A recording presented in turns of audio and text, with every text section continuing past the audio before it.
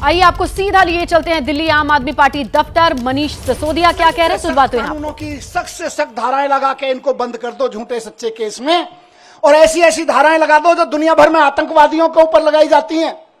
ऐसी ऐसी कानूनों की धाराएं लगा दो जो दुनिया में ड्रग माफिया के ऊपर लगाई जाती हैं। ऐसी ऐसी धाराएं लगा के इन्होंने सोचा इनको जेल में बंद कर दो, तो जैसे आतंकवादी को जेल में डाल देते हैं तो सड़ता रहता है, जैसे ड्रग माफिया को जेल में डालते हैं तो दुनिया में सड़ता रहता है। इन्हें लगा अरविंद केजरीवाल, मनीष सिसोदिया और संजय सिंह को भी जेल में डालेंगे तो सड़ जाएंगे। लेकिन आपके आंसुओं की कीमत है ये, आपके आंसुओं की ताकत है ये कि जेल के ताले भी पिघल जाते हैं।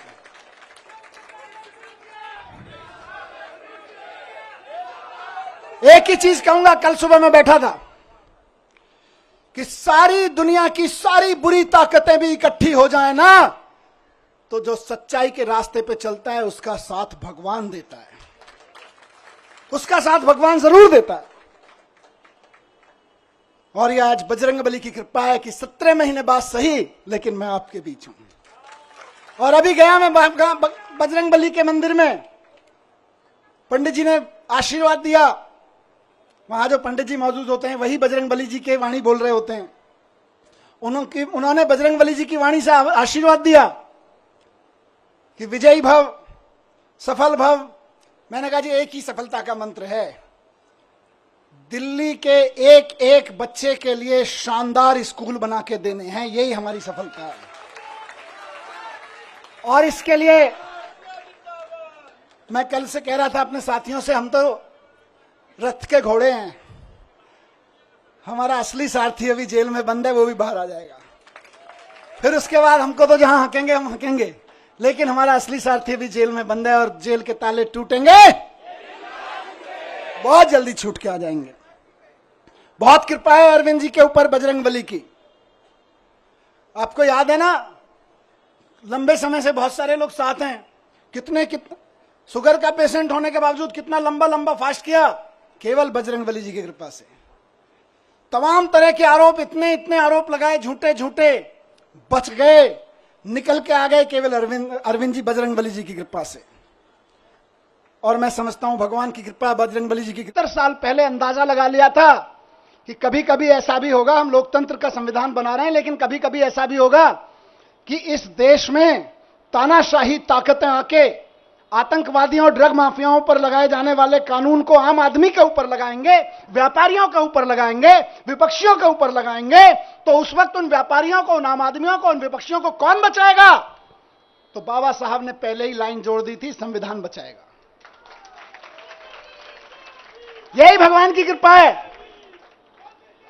कौन बचाएगा उनको जब तानाशाह सरकार अपना जुल्म करेगी, एजेंसियों का दुरुपयोग, कानूनों का दुरुपयोग करेगी, जेलों का दुरुपयोग करेगी, तो कौन बचाएगा? 75 साल पहले उस महान शख्सियत ने लिख दिया था कि मैं ऐसा संविधान दे रहा हूं कि तुमको संविधान बचाएगा। आज हम संविधान की बदौलत खड़े, संविधान की ताकत से यहां पे खड़े हैं। आज मैं शुक्रगुजार हूं देश के संविधान का, बाबा साहब का, और साथ साथ बहुत विनम्र निवेदन के साथ में माननीय सुप्रीम कोर्ट का, बहुत विनम्र सम्मान के साथ में।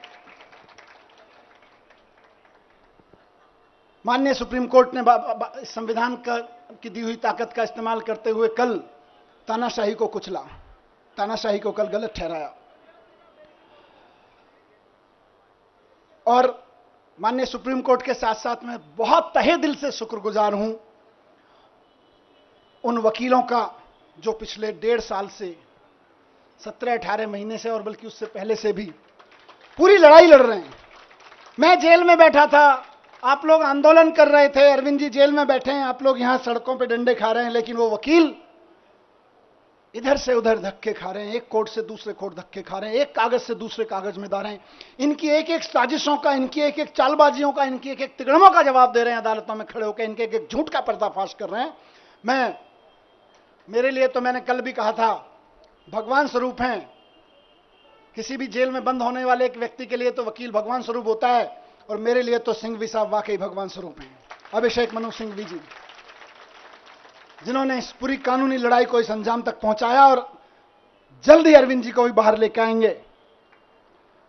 मैं धन्यवाद करता हूं सिंघवी साहब का, मैं धन्यवाद करता हूं दयान कृष्णन साहब का, मैं धन्यवाद करता हूं मोहित माथुर साहब का, जिन्होंने बहुत बेबाकी से अदालतों के सामने ईडी और सीबीआई और भारतीय जनता पार्टी के सच को बेनकाब किया है।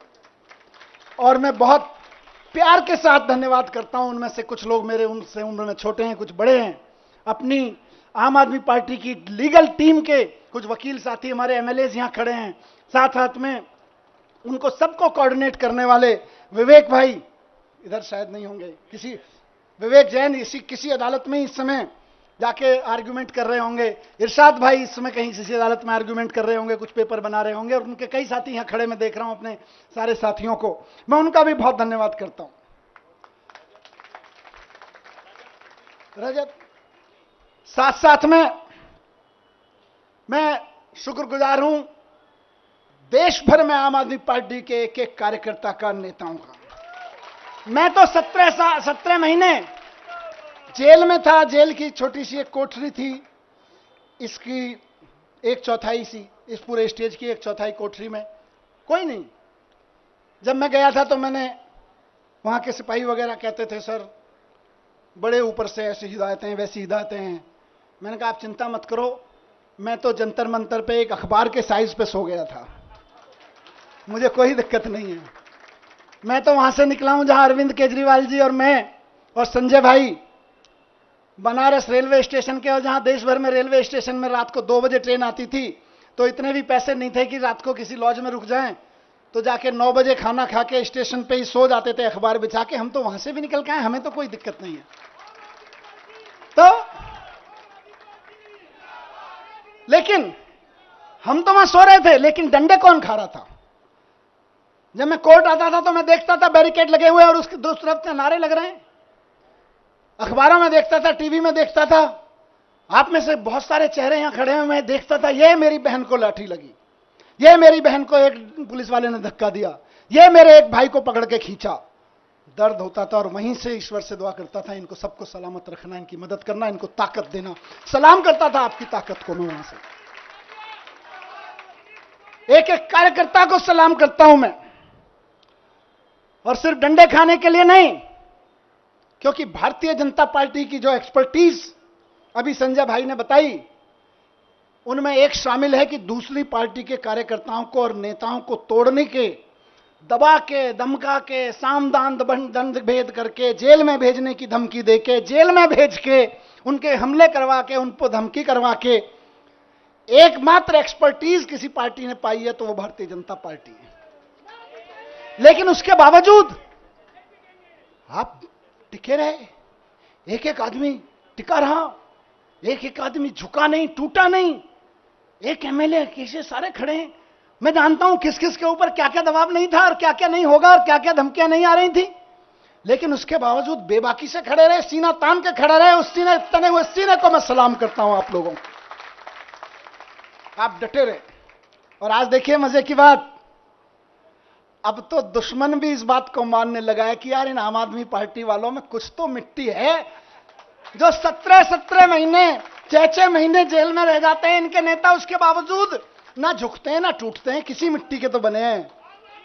ये उस मिट्टी के बने हैं, मैं बताता हूं, ये उस मिट्टी के बने हैं भारतीय जनता पार्टी वालों, जिस मिट्टी पर भगत सिंह का पसीना की बूंदें गिरी हुई हैं, जिस मिट्टी पे गांधी ने गोली खाई थी, जिस मिट्टी पे भगत सिंह के पसीने की बूंदें गिरी हुई हैं, जिस मिट्टी पे खड़े होकर बाबा साहब ने तुम्हारी जैसी लोगों की ताकतों के, उस वक्त की ताकतों के जुल्म झेले थे, उस मिट्टी से ये बने हुए हैं। इनको तुम्हारी तोता मैना क्या तोड़ पाएंगे,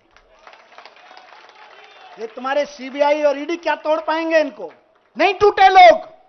और मैं जेल में बैठा बैठा दुआएं करता रहा और सलाम करता रहा अपने एक एक साथी को कि यह है अरविंद केजरीवाल की मुट्ठी, यह है अरविंद केजरीवाल की फैमिली, यह है अरविंद केजरीवाल का कुनबा, जिसकी एक उंगली को भी हिम्मत से हिला नहीं पा रहे हो तुम लोग। वाह, फक्र था मुझे सब पे।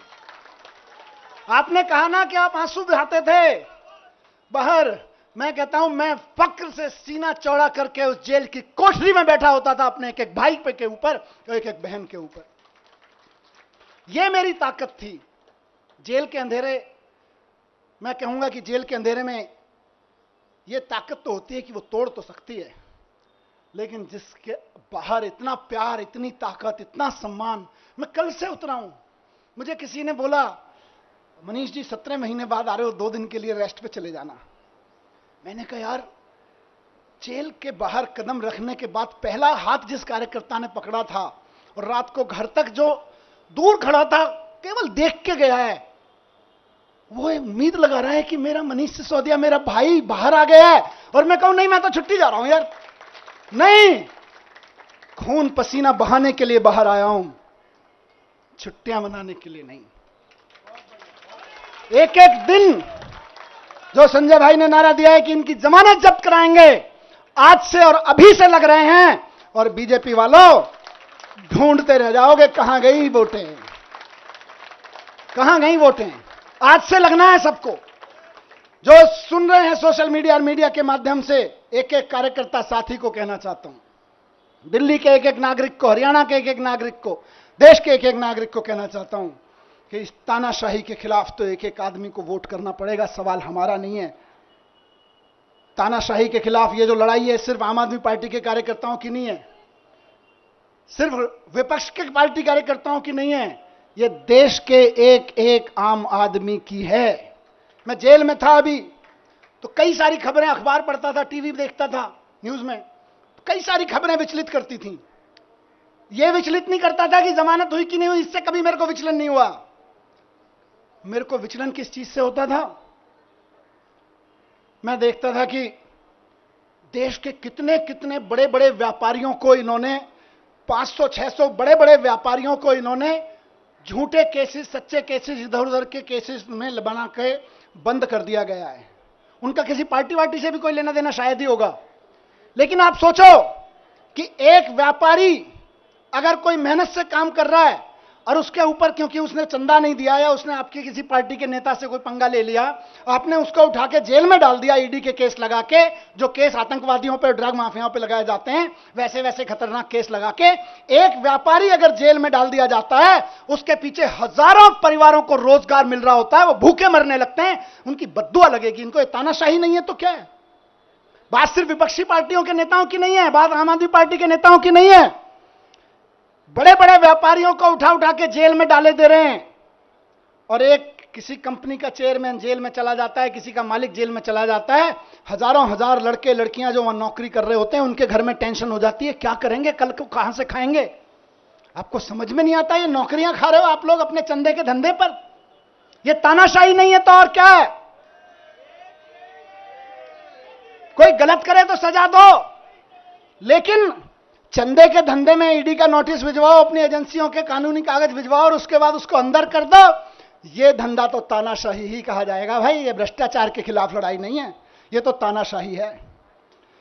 मुझे बताओ कि 10 साल, अभी थोड़े दिन पहले बहन आतिशी लड़ रही थी उसके लिए, 10,000 शिक्षकों को इन्होंने दिल्ली सरकार के स्कूलों के एक रात में, रात को 2 बजे ऑर्डर पास कराया, ट्रांसफर कर दिया एक रात में। अब किसी का बच्चा आज पढ़ता है स्कूल में 11वीं क्लास में, वो तैयारी करा रहे हैं गुरुजी, टीचर पूरी मेहनत से कि यार इसमें तो आईआईटी में जाने का पोटेंशियल है। कल को टीचर का ऑर्डर मिल रहा है, नहीं नहीं, हमने तो 10,000 टीचर्स को इधर से उधर कर दिया है क्योंकि हमें तो ट्रांसफर पोस्टिंग का शौक था, अब तुम भाड़ में जाओ। ये तानाशाही नहीं है तो और क्या है? बात 10,000 टीचर्स की नहीं है, उन लाखों बच्चों की है जिनको वो टीचर्स पढ़ा रहे थे। तुम अपनी अफसरी में, तुम अपनी तानाशाही में 10,000 टीचर्स को एक रात में इधर से उधर उठा के फेंक देते हो। ये तानाशाही नहीं है तो और क्या है? यही तानाशाही है जिसके खिलाफ हमको आवाज उठानी चाहिए। आज दिल्ली में जब सरकार में था उस वक्त दिल्ली जल बोर्ड का नगर निगम चुनाव से पहले पैसा रोक दिया गया था और आज तक दिल्ली जल बोर्ड का पैसा नहीं दिया गया। फाइनेंस डिपार्टमेंट के अफसरों से इधर उधर से फाइलों पे कुछ कुछ काला पीला करवा के रुकवा रखा है पैसा। इंजीनियर्स परेशान है इलाके के। तो आरोपों की फाइल खोल करके मनीष सिसोदिया इस वक्त तमाम मुद्दे गिनवा